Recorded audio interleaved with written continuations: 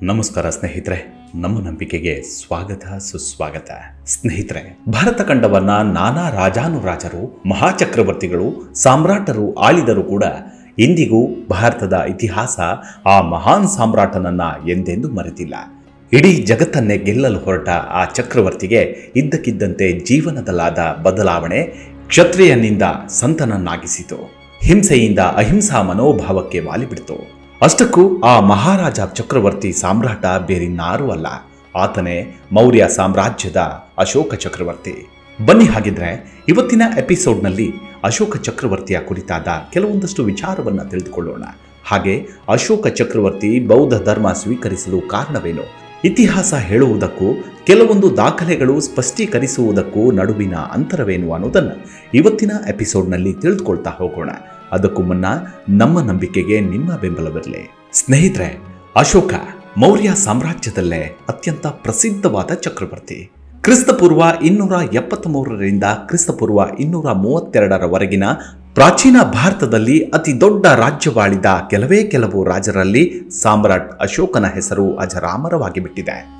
ದೇವನಾಂ ಪ್ರಿಯ ಮತ್ತು ಪ್ರಿಯದರ್ಶಿ ಎಂಬ ಬಿರುದುಗಳಿಂದ ಖ್ಯಾತನಾಗಿದ್ದ ಮಹಾನ್ ಪರಾಕ್ರಮಿ. 1915ರವರೆಗೆ ಪಿಯದಸಿ ರಾಜ ಯಾರೆಂದು ತಿಳಿಯದಾಗಿತ್ತು. ಆದರೆ 1915ರಲ್ಲಿ ದೊರೆತ ಮಾಸ್ಕಿ ಶಾಸನದಲ್ಲಿ ಅಶೋಕನನ್ನ ದೇವನಾಂ ಪ್ರಿಯ ಅಶೋಕ ಎಂದು ಕರೆದದ್ದು ಈ ಅಸ್ಪಷ್ಟತೆಗೆ ನಿದರ್ಶನವಾಯಿತು. ಅಶೋಕನ ಶಬ್ದಕ್ಕೆ ಸಂಸ್ಕೃತದಲ್ಲಿ ಶೋಕವಿಲ್ಲದ ಎಂಬರ್ಥವಿದೆ. ಅನೇಕ ದಂಡಯಾತ್ರೆಗಳ ನಂತರ ಅಶೋಕ ದಕ್ಷಿಣ ಏಷ್ಯಾದ ಬಹುಭಾಗವಷ್ಟೇ ಅಲ್ಲ, ಅದರಾಚೆಗೂ ಪಶ್ಚಿಮದಲ್ಲಿ ಇವತ್ತಿನ ಅಫ್ಘಾನಿಸ್ತಾನ ಮತ್ತು ಪರ್ಷಿಯಾದಿಂದ ಪೂರ್ವದಲ್ಲಿ ಬಂಗಾಳ ಮತ್ತು ಅಸ್ಸಾಂವರೆಗೆ, ದಕ್ಷಿಣದಲ್ಲಿ ಮೈಸೂರುವರೆಗೆ ರಾಜ್ಯವಳಿದವನು. ಬೌದ್ಧ ಧರ್ಮದ ಅನುಯಾಯಿಯಾದ ಅಶೋಕ ಶಾಕ್ಯಮುನಿ ಬುದ್ಧನ ಜೀವನದಲ್ಲಿನ ಮಹತ್ವದ ಸ್ಥಳಗಳಲ್ಲಿ ಅನೇಕ ಸ್ಮಾರಕಗಳನ್ನು ನಿರ್ಮಿಸಿದ. ಬೌದ್ಧ ಸಂಪ್ರದಾಯದ ಪ್ರಕಾರ ಅಶೋಕ ಬೌದ್ಧ ಧರ್ಮದ ಸಂರಕ್ಷಣೆ ಮತ್ತು ಪ್ರಸಾರದಲ್ಲಿ ತನ್ನನ್ನು ತಾನು ತೊಡಗಿಸಿಕೊಂಡ.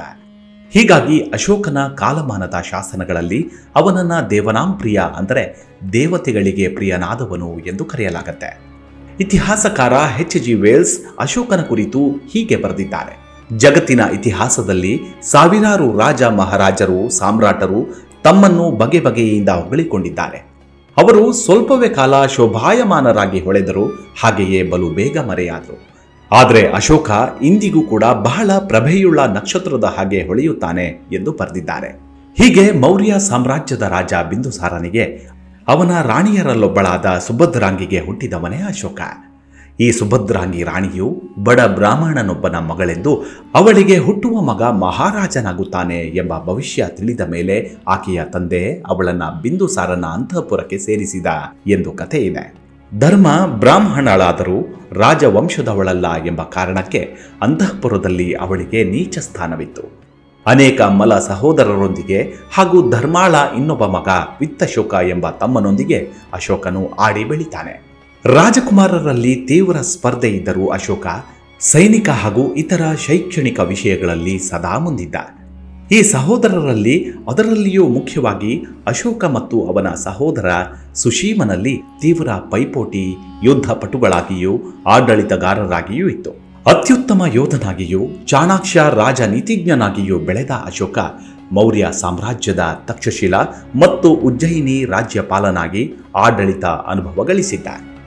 ರಾಜ್ಯಾದ್ಯಂತ ಬೆಳೆಯುತ್ತಿದ್ದ ಅಶೋಕನ ಜನಪ್ರಿಯತೆಯನ್ನು ಕಂಡು ಅಸೂಯೆಪಟ್ಟ ಅವನ ಅಣ್ಣಂದಿರು ಬಿಂದುಸಾರನು ತನ್ನ ನಂತರದ ರಾಜನಾಗಿ ಅಶೋಕನಿಗೆ ಪಟ್ಟಾಭಿಷೇಕ ಮಾಡಬಹುದು ಎಂಬ ಆತಂಕಗೊಳಗಾದರು.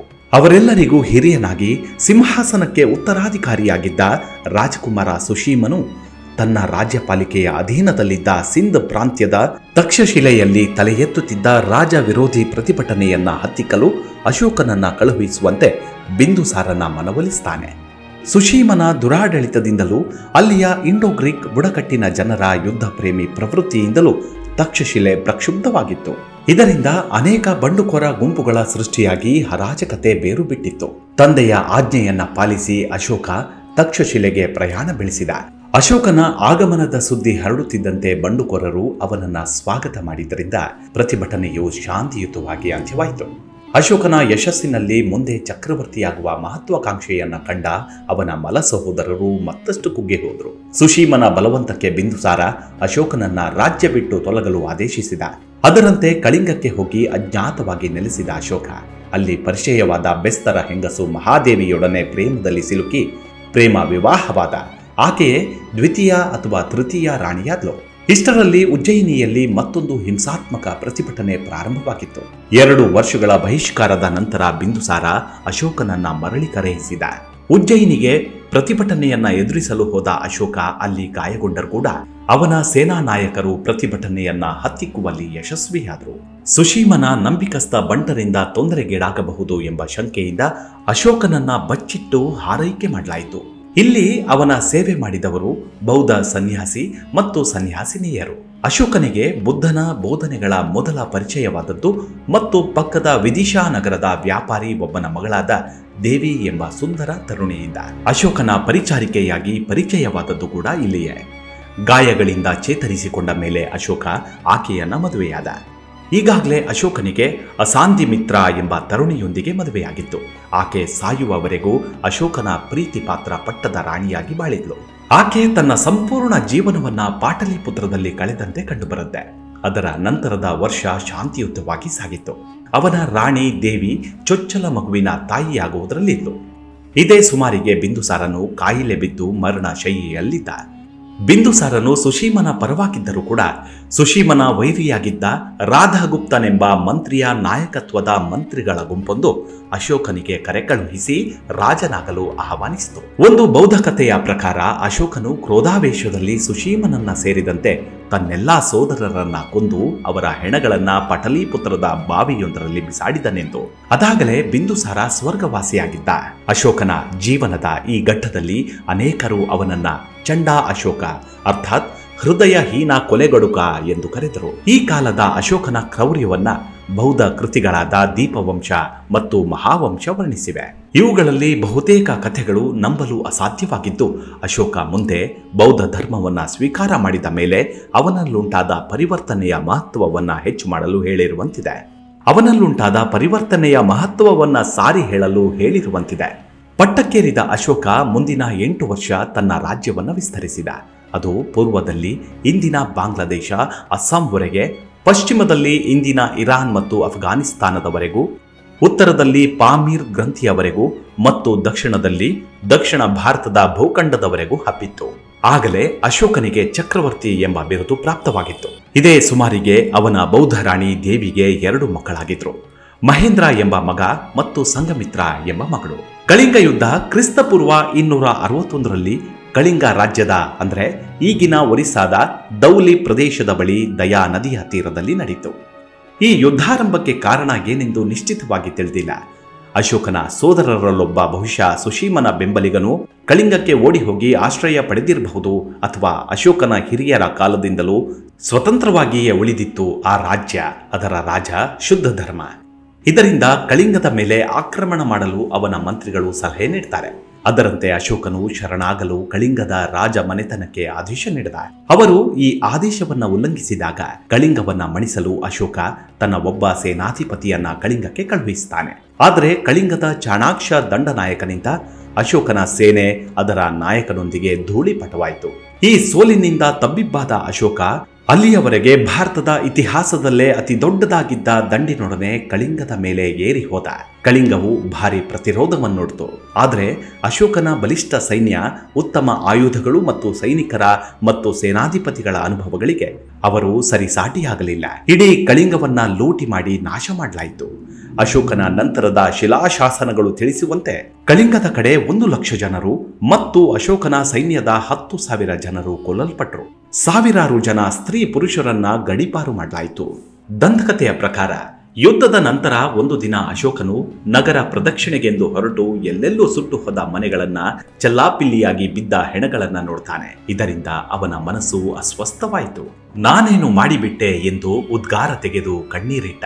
ಗೆಲುವಿನಲ್ಲಿನ ಈ ಕ್ರೌರ್ಯರು ಅವನನ್ನ ಬೌದ್ಧ ಧರ್ಮವನ್ನ ಸ್ವೀಕರಿಸುವಂತೆ ಮಾಡಿತು. ಅವನು ತನ್ನ ಅಧಿಕಾರವನ್ನೆಲ್ಲ ಬೌದ್ಧ ಧರ್ಮವನ್ನ ರೋಮ್, ಈಜಿಪ್ಟ್ಗಳಷ್ಟು ದೂರಕ್ಕೆ ಪ್ರಚಾರ ಮಾಡಲು ಬಳಸ್ತಾನೆ. ಅಶೋಕನು ಬೌದ್ಧ ಧರ್ಮಕ್ಕೆ ಒಲಿಯಲು ಇನ್ನೊಂದು ಕಾರಣವಿತ್ತು. ಅಶೋಕನನ್ನ ಗಲ್ಲಿಗೇರಿಸಿದ ಸಹೋದರರಲ್ಲೊಬ್ಬನನ್ನ ಮದುವೆಯಾಗಿದ್ದ ಮೌರ್ಯ ರಾಜಕುಮಾರಿಯೊಬ್ಬಳು ತನ್ನ ಗರ್ಭಸ್ಥ ಶಿಶುವಿನ ಜೀವನವನ್ನ ಉಳಿಸಿಕೊಳ್ಳುವುದಕ್ಕೋಸ್ಕರ ಒಬ್ಬ ದಾಸಿಯೊಂದಿಗೆ ತನ್ನ ಅರಮನೆಯನ್ನ ಬಿಟ್ಟು ಓಡಿ ಹೋಗ್ತಾಳೆ. ಸಾಕಷ್ಟು ದೂರ ಪ್ರಯಾಣದ ನಂತರ ಗರ್ಭಿಣಿ ರಾಜಕುಮಾರಿಯು ಅರಣ್ಯದಲ್ಲಿ ಒಂದು ಮರದ ಕೆಳಗೆ ಕುಸಿದು ಬೀಳ್ತಾಳೆ. ಆ ದಾಸಿಯು ಸಹಾಯಕ್ಕೆ ವೈದ್ಯನನ್ನು ಪೂಜಾರಿಯನ್ನು ಕರೆತರಲು ಹತ್ತಿರದ ಒಂದು ಆಶ್ರಮಕ್ಕೆ ಹೋಗ್ತಾಳೆ. ಅಷ್ಟರಲ್ಲಿ ಆ ಮರದ ಕೆಳಗೆ ರಾಜಕುಮಾರಿಯು ಒಂದು ಗಂಡು ಮಗುವಿಗೆ ಜನ್ಮವಿತ್ತಾಳೆ. ಆಶ್ರಮದ ಬ್ರಾಹ್ಮಣರು ರಾಜಕುಮಾರನನ್ನ ಬೆಳೆಸಿ ವಿದ್ಯೆಯನ್ನ ಕಲಿಸ್ತಾರೆ. ನಂತರ ಆತನಿಗೆ 13 ವರ್ಷಗಳಾದಾಗ ಅಶೋಕನ ಕಣ್ಣಿಗೆ ಬೀಳ್ತಾರೆ. ಅಷ್ಟು ಎಳೆಯ ಬಾಲಕ ಮುನಿಯ ವೇಷದಲ್ಲಿರುವುದನ್ನ ನೋಡಿ ಅಶೋಕನಿಗೆ ಆಶ್ಚರ್ಯವಾಯಿತು. ತನ್ನ ಪರಿಚಯವನ್ನ ಆ ಬಾಲಕನು ತಿಳಿಸಿದಾಗ ಅಶೋಕನಿಗೆ ಅಪರಾಧ ಭಾವನೆ ಉಂಟಾಗಿ ವಾತ್ಸಲ್ಯ ಉಕ್ಕಿ ಆ ಬಾಲಕನನ್ನು ಅವನ ತಾಯಿಯನ್ನು ಅರಮನೆಗೆ ಕರೆದುಕೊಂಡು ಹೋಗ್ತಾನೆ. ಬೌದ್ಧಳಾದ ರಾಣಿದೇವಿ ತನ್ನ ಮಕ್ಕಳನ್ನ ಬೌದ್ಧ ಧರ್ಮದವರನ್ನಾಗಿಯೇ ಬೆಳೆಸ್ತಾಳೆ.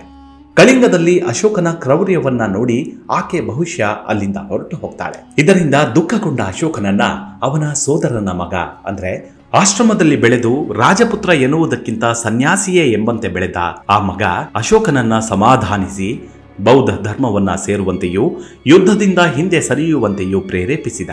ರಾಣಿ ದೇವಿಯ ಮಕ್ಕಳಾದ ರಾಜಕುಮಾರ ಮಹೇಂದ್ರ ಮತ್ತು ಕುಮಾರಿ ಸಂಘಮಿತ್ರರು ಕೂಡ ರಕ್ತಪಾತ ಮತ್ತು ಹಿಂಸೆಯನ್ನ ದ್ವೇಷಿಸುತ್ತಿದ್ರು. ರಾಜವಂಶೀಯರಾದ ಕಾರಣ ಅವು ತಮ್ಮ ಜೀವನದ ಅನಿವಾರ್ಯ ಅಂಗ ಅಂತ ತಿಳಿದಿದ್ರು. ಹಾಗಾಗಿ ತಾವು ಬೌದ್ಧ ಬಿಕ್ಕುಗಳಾಗುತ್ತೇವೆ ಎಂಬ ಅವರ ಕೋರಿಕೆಯನ್ನ ಅಶೋಕ ಇಷ್ಟವಿಲ್ಲದಿದ್ದರೂ ಒಪ್ಪುತ್ತಾನೆ. ಈ ಅಣ್ಣ ತಂಗಿಯರು ಸಿಲೋನಿನಲ್ಲಿ ಅಂದ್ರೆ ಈಗಿನ ಶ್ರೀಲಂಕಾದಲ್ಲಿ ಬೌದ್ಧ ಧರ್ಮವನ್ನ ಸ್ಥಾಪಿಸ್ತಾರೆ. ಆಗಿನಿಂದ ಮಹಾಕ್ರೂರಿ ಚಂಡಾಶೋಕ ಎಂದು ಕುಖ್ಯಾತಿ ಗಳಿಸಿದ್ದ ಅಶೋಕ ಧರ್ಮಿಷ್ಠ, ಧರ್ಮಾಶೋಕ ಎಂಬ ಹೆಸರು ಗಳಿಸಲಾರಂಭಿಸಿದ. ಅವನು ಬೌದ್ಧ ಧರ್ಮದ ವಿಭಜ್ಞವಾದವನ್ನ ಪ್ರಚಾರಪಡಿಸುತ್ತಾನೆ. ಅಶೋಕನ ನಡತೆಯಲ್ಲಿ ಉಂಟಾಯಿತೆಂದು ನಂಬಲಾದ ಹಠಾತ್ ಬದಲಾವಣೆ ಇಂದಿಗೂ ವಿವಾದಾತ್ಮಕವಾಗಿದೆ. ಬೌದ್ಧ ಧರ್ಮಕ್ಕೆ ಮತಾಂತರದ ನಂತರ ಅಶೋಕನ ಚಾರಿತ್ರ್ಯ ದುಷ್ಟತನದಿಂದ ಒಳ್ಳೆಯತನಕ್ಕೆ ತಿರುಗಿತು ಎಂದು ಪ್ರತಿಪಾದಿಸಲು ಆ ಕಾಲದ ಬೌದ್ಧರು ಬಯಸಿದ್ದರು. ಆದ್ದರಿಂದಲೇ ಅವನ ಮನ ಪರಿವರ್ತನೆಯನ್ನ ಅವರು ಅತಿಶಯವಾಗಿ ಬಣ್ಣಿಸಿದ್ದಾರೆ ಎಂದು ಕೆಲವರ ವಾದ. ಅಶೋಕನ ಈ ಬದಲಾವಣೆ ಕೇವಲ ತನ್ನ ಪಟ್ಟವನ್ನ ಭದ್ರಪಡಿಸಿಕೊಳ್ಳುವ ನೀತಿಯಷ್ಟೇ ಆಗಿತ್ತು. ರಕ್ತಪಾತವಾದ ಯುದ್ಧಗಳಿಂದ ವಶಪಡಿಸಿಕೊಂಡಿದ್ದ ಪ್ರದೇಶಗಳಿಗೆ ಸ್ವತಂತ್ರ ಕೊಡುವ ನಿಟ್ಟಿನಲ್ಲಿ ಯಾವ ಹೆಜ್ಜೆಯನ್ನು ಇಡದ ಈತ ಈ ರೀತಿಯಿಂದ ಅವರನ್ನು ಸಂತುಷ್ಟವಾಗಿ ಇರಬಯಸಿದ ಎಂಬ ವಾದವೂ ಇದೆ. ಇಂದಿಗೂ ಅಶೋಕನ ಕುರಿತು ನಾನಾ ವಾದ ವಿವಾದಗಳು ಮುಗಿಯದ ಅಧ್ಯಾಯದಂತೆ ಇತಿಹಾಸದ ಪುಟಗಳಲ್ಲಿ ಜೀವಂತವಾಗಿವೆ.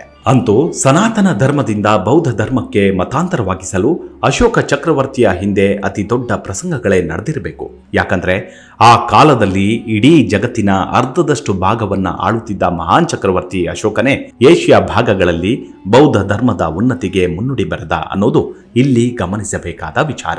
ಇವಿಷ್ಟು ಅಶೋಕನ ಕುರಿತಾದ ಸಣ್ಣದಾದ ಮಾಹಿತಿ. ಮುಂದಿನ ಎಪಿಸೋಡ್ನಲ್ಲಿ ಮತ್ತೆ ಸಿಗೋಣ. ಅಲ್ಲಿವರೆಗೂ ನಿಮ್ಮ ಆರೋಗ್ಯದ ಕಡೆ ಗಮನವಿರಲಿ. Take care. ನಮಸ್ಕಾರ. ಜೈ ಸನಾತನ.